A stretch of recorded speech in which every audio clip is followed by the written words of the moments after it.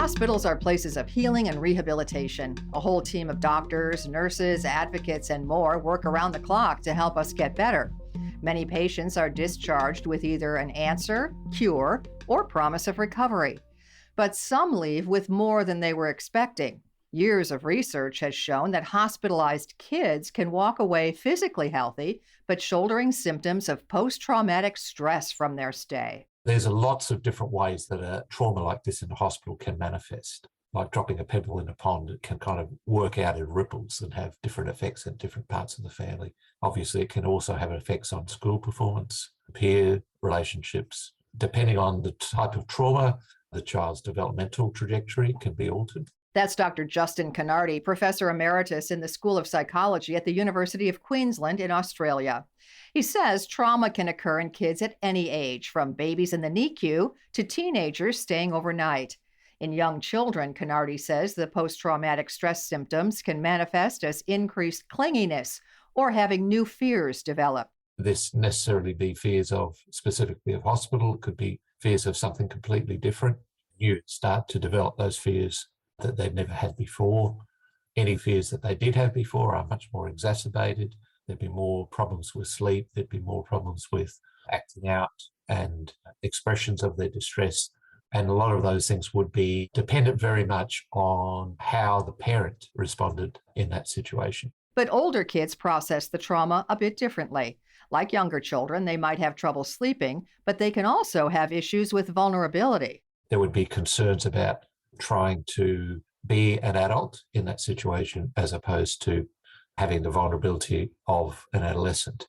So there would be that kind of tension that had to do with the adolescent's developmental stage, where they would be wanting to behave as an adult and be apparently strong and protect their parents, but at the same time, they would be very distressed internally. Contrary to what you may think, Kenardy says the severity of a child's injury doesn't have much impact on whether they develop post-traumatic stress symptoms. In fact, his research has found that not even the duration of the hospital stay is a major factor. A single one-day stay, overnight stay, may be enough, maybe just enough because of the experiences that they have in the hospital, as opposed to a child who's there for 2 weeks, who might not have any effect at all. So there's no dose kind of that you would necessarily have traumatic stress. According to Kenardy, one of the biggest factors in developing trauma is how the child perceives the event, a perspective that's heavily influenced by their parents. Younger children need their parents to help to regulate their distress. And so if the parent is unable to regulate their own distress, then the child is also unable to regulate their distress, so they become more distressed.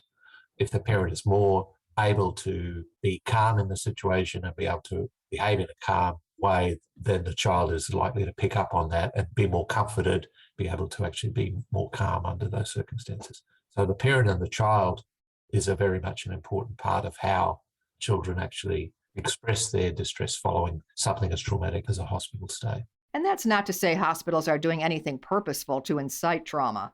Some treatments are inherently painful, but necessary, such as when a child is badly burned. The treatment for a burn injury, particularly one where there's a large percentage of the body that's burnt, is very, very painful and really distressing.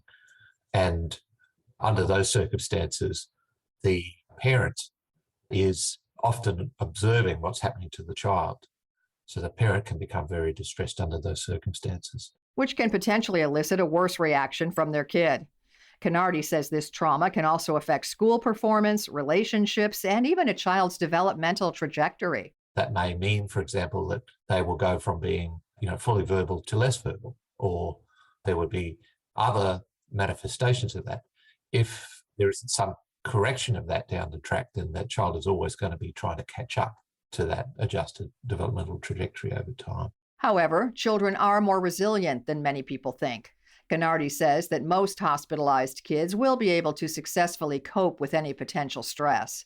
Others may experience a few months of distress, but Kenardy says it usually subsides within 6 months.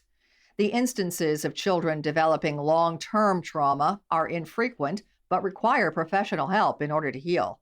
Kenardy says there are tactics hospitals can employ that may reduce the chances of trauma occurring. The way that parents behave is very important because that's one thing that you can do something about. You can actually help the parents to help their children.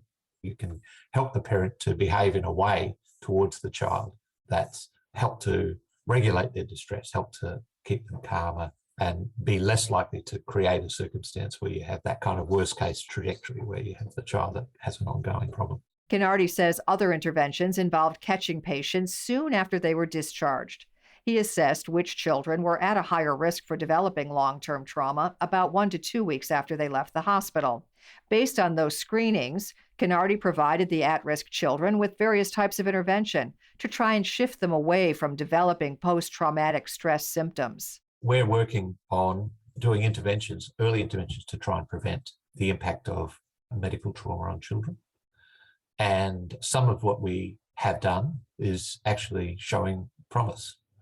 So we know that we can reduce this and we can have an impact on traumatic stress in children.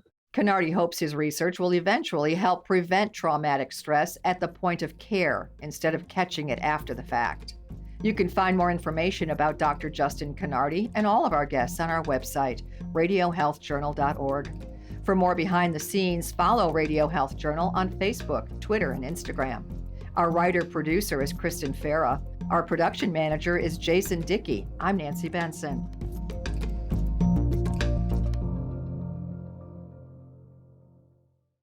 Coming up next week on Radio Health Journal. I think that this is wonderful research, but it is just research. It is not a cure or a firm reason why. How misleading headlines have given false hope for SIDS research. Then, how has the COVID-19 pandemic shaped our response to the monkeypox outbreak? What public health really needs to improve is communication and how it gets the word out to the general population. All that and more on Radio Health Journal. I'm Reed Pence, the producer and host of Radio Health Journal. If you like listening to Radio Health Journal, you'll also like our sister show, Viewpoints, which covers a wide array of topics from education to history to the environment. Here's a preview of what they're covering this week on Viewpoints.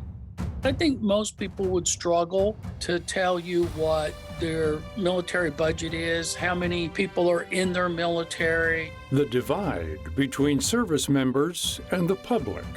Then, the U.S. spends a minuscule amount on early child care and education, $500 per year per toddlers. Navigating the realm of parenting with little support.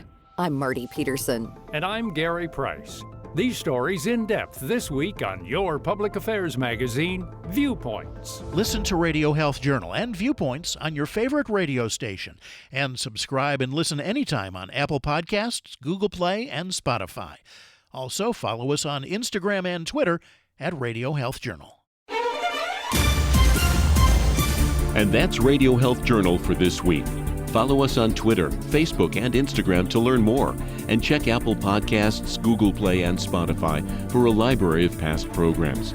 Plus, you'll always find previous segments and information about our guests at radiohealthjournal.org. Join us again next week for another edition of Radio Health Journal.